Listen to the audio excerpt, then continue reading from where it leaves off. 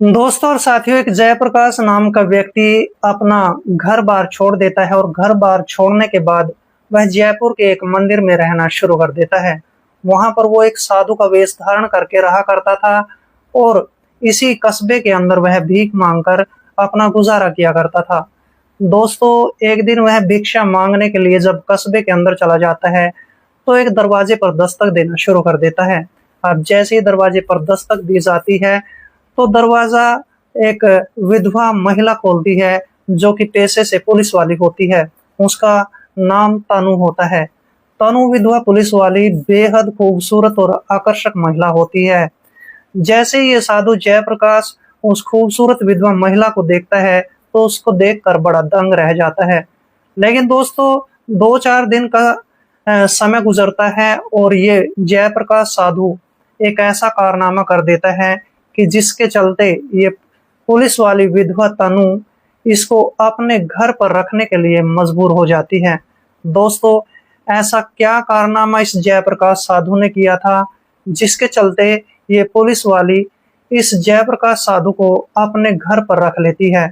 और दोस्तों, जब ये पुलिस वाली इसको अपने घर पर रख लेती है तो इसके बाद पुलिस वाली इस साधु जयप्रकाश के साथ क्या करती है, बहुत ही हैरतअंगेज और दिलचस्प कहानी है। दोस्तों, कहानी में आगे बढ़ने से पहले बस केवल आपसे वही एक रिक्वेस्ट है कि आप अपने इस चैनल को सब्सक्राइब कर लें और वीडियो को एक लाइक कर दें। दोस्तों, आप जहां कहीं से भी हमारे वीडियोस को देखते हैं, आप अपना प्यारा सा नाम और सिटी का नाम कमेंट बॉक्स में जरूर लिखें ताकि आने वाली वीडियोस में मैं आपका नाम ले सकूं। नमस्कार दोस्तों, मैं कुलदीप राणा। आज की हमारी सच्ची कहानी की शुरुआत होती है राजस्थान के गुलाबी नगरी जयपुर से। जयपुर के अंदर ही एक निवारू गांव होता है जो कि जयपुर का सबसे बड़ा गांव है और इस गांव के अंदर ही रहने वाला एक जयप्रकाश नाम का व्यक्ति जो कि देखने में बड़ा ही हैंडसम और नौजवान होता है। उसकी उम्र तो 38 साल की होती है, फिर भी इस उम्र में वह काफी जवान दिखाई देता है। दोस्तों, जयप्रकाश अपनी एक करियाने की दुकान किया करता था और करियाने की दुकान इसकी अच्छी और खूब चला करती थी जिससे इसकी बेहद ज्यादा कमाई हुआ करती थी। जयप्रकाश काफी मेहनती भी होता है और जयप्रकाश के अपने 2 बेटे होते हैं और 2 बेटियां भी होती हैं। घर में खूबसूरत पत्नी भी होती है। लेकिन दोस्तों, जयप्रकाश की दुकान जैसी अच्छी चलने लगती है तो जयप्रकाश के अंदर एक दोस्त भी पैदा हो जाता है। जयप्रकाश अपने एक दोस्त दिनेश कुमार को अपनी दुकान पर बुलाने लगता है और शाम के समय दोनों बैठकर शराब पीने लगते हैं।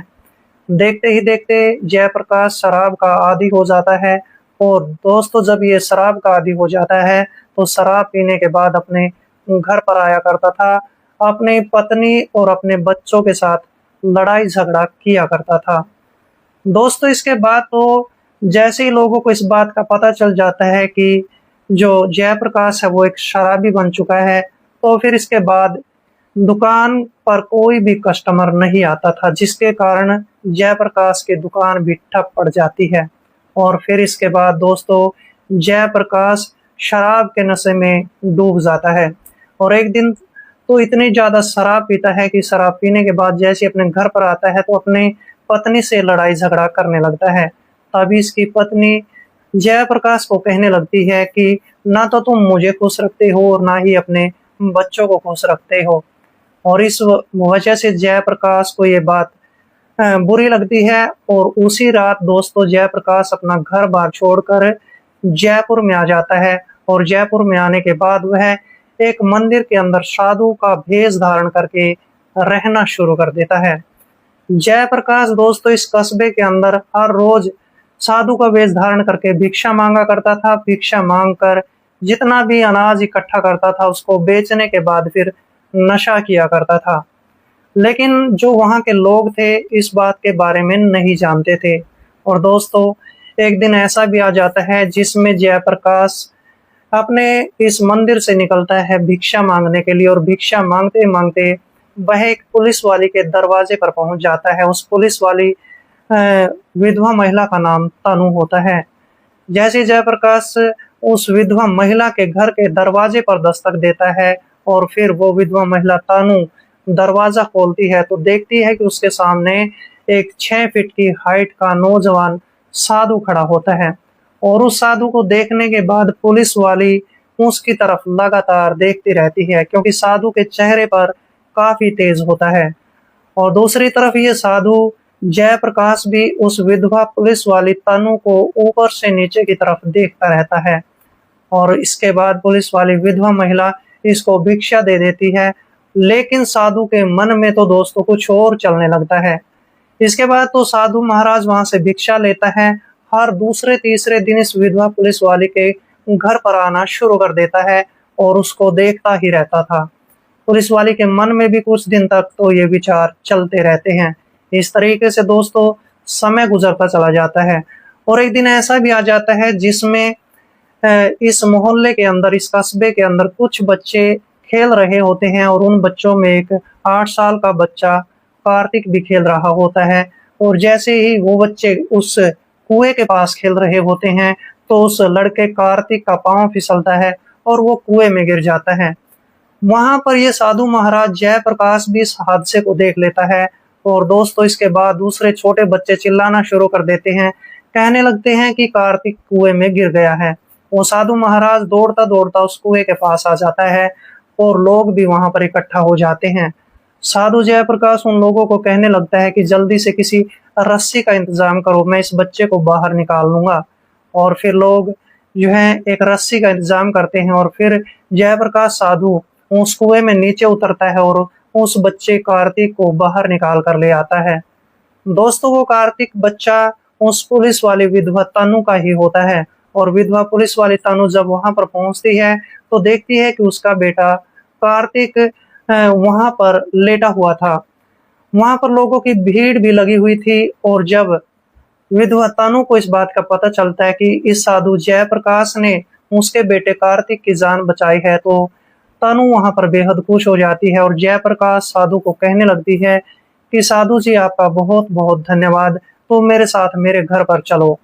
और इस तरह से साधु वहां पर उस पुलिस वाली को लगातार देखता रहता है और देखते देखते उसके पीछे पीछे उसके घर पर चला आता है। दोस्तों घर पर आने के बाद पुलिस वाली अपने कमरे में जाती है और कुछ पैसे निकाल कर ले आती है। कुछ पैसे उस साधु को देने की कोशिश करती है, लेकिन वो साधु उन पैसों को नहीं लेता है। वो साधु जयप्रकाश पुलिस वाली की तरफ देखते हुए कहने लगता है कि मैं तुम्हारे घर पर रहना चाहता हूँ कुछ दिनों के लिए, कुछ आराम की जिंदगी, कुछ सुकून की जिंदगी गुजारना चाहता हूँ। पुलिस वाली बेहद खुश हो जाती है और खुशी खुशी से इस जयप्रकाश को एक कमरा अपना घर पर ही दे देती है और जयप्रकाश साधु अपना थोड़ा सा सामान उस कमरे में रख देता है और वहां पर रहना शुरू कर देता है। 3 से 4 दिन का वक्त गुजर जाता है। पुलिस वाली तनु हर रोज अपने पुलिस स्टेशन में जाया करती थी, शाम को अपने घर पर लौट आया करती थी, लेकिन जयप्रकाश भिक्षा मांगने का काम नहीं छोड़ता है। वह हर रोज भिक्षा मांगा करता था। जितनी भी भिक्षा अनाज उससे को मिलता था उस सारे को बेचकर वो नशा किया करता था और पुलिस वाली को इस बात की जरा सी भी भनक नहीं होती है। दोस्तों आखिरकार एक ऐसा दिन भी आ जाता है जिसमें ये साधु महाराज जयप्रकाश कुछ अनाज भिक्षा मांग कर लाता है और उस अनाज को बेचने के बाद वह काफी ज्यादा नशा करता है और नशे की हालत में रात के 9 बजे के आसपास तनु विधवा महिला के घर पर पहुंच जाता है। अपने कमरे में चला जाता है, कमरे में जाकर लेट जाता है, लेकिन उसको नींद नहीं आती है। वह तो विधवा महिला तनु के ख्यालों में खोया रहता है। इसके बाद ये जयप्रकाश नाम का साधु 23 मार्च 2008 की रात के ठीक 10 बजे के आसपास अपने कमरे से निकलता है और विधवा महिला तनु के कमरे की तरफ चल पड़ता है। साधु जयप्रकाश देखता है कि कमरे का जो दरवाजा है वो अंदर से बंद नहीं होता है। इसके बाद साधु उस कमरे में चला जाता है और कमरे में जाने के बाद वह देखता है कि पुलिस वाली तनु सो चुकी होती है। और इसके बाद साधु जयप्रकाश कमरे का दरवाजा अंदर से बंद कर लेता है।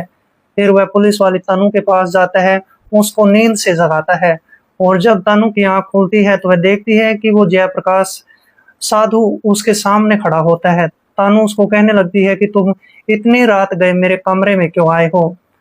लेकिन दोस्तों साधु ने उस समय काफी नशा किया हुआ था और नशे की हालत में वह तनु के साथ छेड़खानी करने लगता है। छेड़खानी इतनी की जाती है कि तनु उस साधु का विरोध करने लगती है और जैसी वो विरोध करती है तो साधु की हरकतें और भी ज्यादा बढ़ जाती है। इसके बाद पुलिस वाली इस साधु को धक्का देती है और साधु नीचे गिर जाता है, लेकिन फिर भी वह पुलिस वाली तनु के साथ छेड़खानी करने की कोशिश करने लगता है और पुलिस वाली तुरंत अपनी रिवॉल्वर निकालती है और रिवॉल्वर निकालने के बाद साधु जयप्रकाश को गोली मार देती है। और जैसे जयप्रकाश को गोली लगती है तो जयप्रकाश मौके पर अपना दम तोड़ देता है और गोलियों की आवाज को सुनकर दोस्तों जो कुछ पड़ोसी होते हैं वो वहां पर चले आते हैं। पड़ोसी जब विधवा महिला तनु के घर में आकर देखते हैं तो तनु के हाथ में रिवॉल्वर होती है और साधु जयप्रकाश की लाश नीचे पड़ी होती है। अब जो पड़ोसी होते हैं सारी बातों को समझ जाते हैं और उनमें से एक पड़ोसी जिसका नाम प्रताप होता है वह नजदीकी पुलिस स्टेशन में फोन कॉल करता है और पुलिस को बता देता है कि यहाँ पर एक पुलिस वाली ने एक साधु का कत्ल कर दिया है। दोस्तों आधे घंटे के बाद मौके पर पुलिस पहुंच जाती है और जैसे ही पुलिस दरोगा पुनीत कुमार देखता है कि पुलिस वाली तनु ने साधु का कत्ल कर दिया है और फिर इसके बाद साधु का शव वहां से बरामद कर लिया जाता है और इस तनु को गिरफ्तार कर लिया जाता है। गिरफ्तार करने के बाद पुलिस थाने में ले जाया जाता है जहां पर तनु अपना जुर्म कबूल कर लेती है और इसके बाद पुलिस तनु के खिलाफ एक चार्जशीट बना लेती है और तनु पर एक मुकदमा दायर कर दिया जाता है। दोस्तों 6 महीने का समय गुजरने के बाद तनु को 5 साल की सजा सुनाई जाती है और इसके बाद दोस्तों जो तनु का बेटा होता है वो अकेला पड़ जाता है और इस तरह से तनु ने उस साधु जयप्रकाश का कत्ल करके अपनी नौकरी को भी गवा दिया था और अपना पूरा जीवन बर्बाद कर लिया था। दोस्तों इस पूरी कहानी के बारे में आपके क्या कमेंट बनते हैं कमेंट बॉक्स में जरूर लिखें ताकि दोस्तों आने वाले समय में मैं आपको ऐसी कहानियां सुनाता रहूं। तो मिलते हैं दोस्तों किसी ऐसी कहानी के साथ, तब तक के लिए दोस्तों जय हिंद, वंदे मातरम।